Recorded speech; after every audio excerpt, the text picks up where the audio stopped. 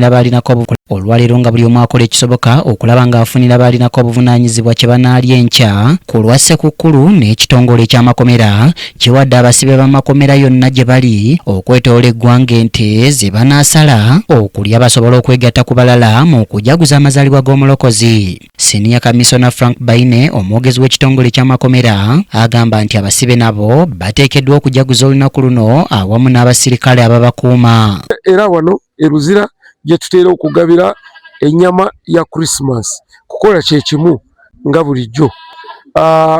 Abakulira ekitongole eky'amakomera olw'emirimu gye tukola basiimye nti buli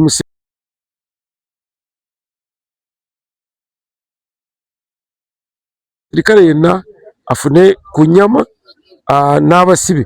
Engeri gye tubeeramu nti abasibe tebagenda genda waka n'abasirikale tebagenda genda mu byalo, naffe nga tulina okwenyigira mu kusanyuka n'abalala. Zezza nti ng'ekitongole basaze ente eziwera ddala 533 n'embuzi ezisoba mu 400 okulaba ng'abasibe n'abakozi b'ekitongole kyabwe bayita mu nnaku zino enkulu, ng'era newankubadde ng'abasibe bangi mu makomera balina kinogaanyiza nti buli omu waakufuna ennyama esaanidde. Ku luno tusaze ente 533, embuzi nga zisuka mu 4 n'endiga n'enkoko kwaba abatalya nnyama.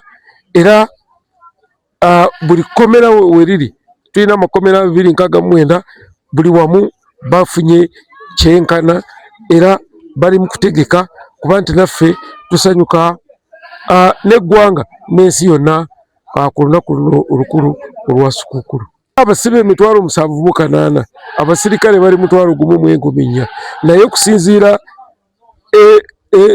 ennyama gye tugabye tumanyi nti omuntu asembayo mu basirikale ajja kuba afuna kilo 5 ez'ennyama.